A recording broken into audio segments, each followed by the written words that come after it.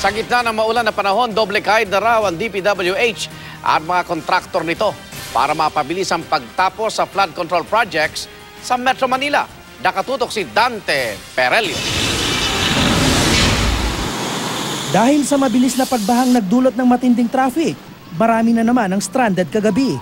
Nitong Huwebes, problema rin ang baha kasunod ng malakas na ulan.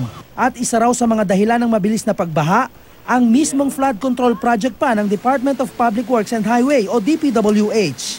Nang mag-ikot kami kanina, nakita namin ang mga proyekto sa V-Mapa Santa Mesa, Maynila.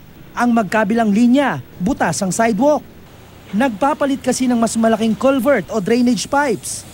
Naghuhukay rin sa magkabilang linya ng Quezon Boulevard malapit sa Quiapo. Bukas rin ang kalye sa TM Calao malapit sa Rojas Boulevard. Ang mga trabahador, naglalagay rin ng concrete pipes. Marami tuloy ang nag-aalala. Tagulan na raw kasi, hindi pa rin tapos ang mga proyekto. Kailangan tapusin kagad kasi pag bumaha, hindi makikita ng mga tao, baka bigla may mahulog doon. Saka kailangan malinis yung mga drainage kasi delikado leptospirosis.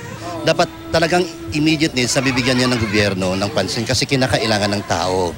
Yan ang importante sa ngayon dahil nga wala tayong magagawa dahil yan ang baha na yan ay magdudulot ng maraming sakit sa atin lalo na po pag may mga sugat tayo, magkakaroon tayo ng leptospirosis o anumang sakit may dudulot sa mga bata. Aminado ang DPWH-NCR, matagal na raw dapat tapos ang nasabing mga proyekto pero hindi raw agad sila nabigyan ng permit para magsagawa ng roadworks.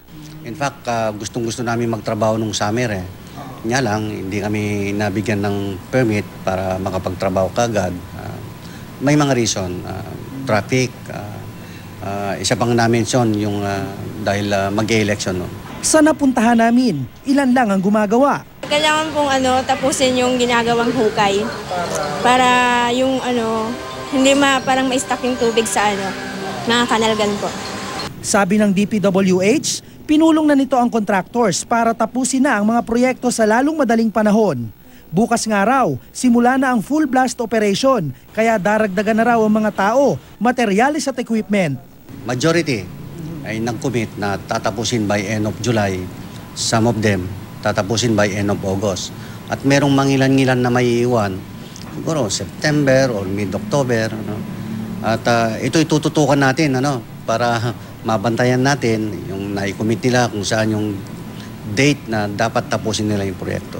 Pakiusap naman ng DPWH, huwag ibunto ng lahat ng sisi sa kanila.